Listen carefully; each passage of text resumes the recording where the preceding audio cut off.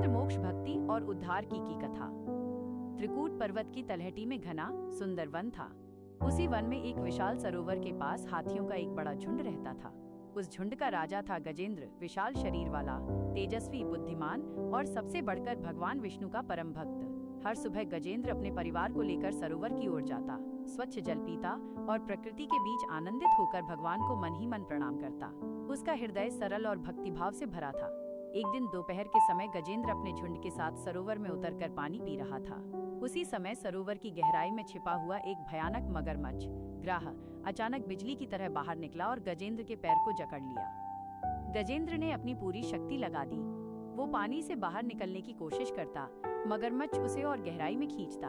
कई वर्षों तक दिन रात ये भयानक संघर्ष चलता रहा। हाथियों का पूरा झुंड डर गया। वे मदद करने की कोशिश करते हुए भी कुछ नहीं कर पाए। धीरे धीरे सब थक कर दूर हो गए। गजेंद्र अब बिल्कुल अकेला था। अंतिम शक्ति भी समाप्त हो चुकी थी। सांसें टूटने लगी। तभी गजेंद्र ने याद किया, मेरी रक्षा तो वही कर सकता है जो जगत का पालक है, जो सबका स्वामी है।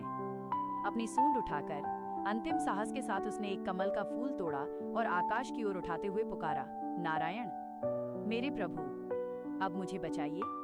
उस पुकार में दर्द भी था, समर्पण भी और अटूट विश्वास भी। वैकुंठ में बैठे भगवान विष्णु ने जैसे ही अपने भक्त की पुकार सुनी, वे क्षण भर भी रुके नहीं। वे नंगे पांव अपने धाम से दौड़ पड़े।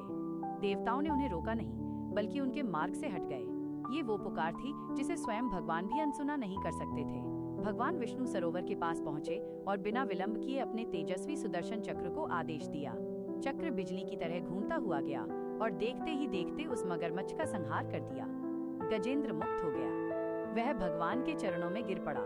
उसकी आंखों से आंसू बह रहे थे, लेकिन ये आंसू दुख के नहीं, भक्ति, प्रेम और राहत के थे। भगवान विष्णु ने उसे आशीर्वाद दिया और जन्म मृत्यु के चक्र से मुक्ति प्रदान की। वह वैकुंठ में भगवान का पार्षद बन गया। वो मगरमच्छ भी वास्तव में एक देव था, जिसे ऋषि के श्राप से ये जन्म मिला था। भगवान के हाथों अंत पाकर उसे भी मोक्ष प्राप्त हुआ। नैतिक शिक्षा, सच्ची भक्ति और विश्वास कभी व्यर्थ नहीं जाते। मुसीबत कितनी ही बड़ी क्यों न हो, ईश्वर पर भरोसा रखो। जब मन पूर्ण समर्पण से पुकारता है तो भगवान अवश्य दौड़े चले आते हैं।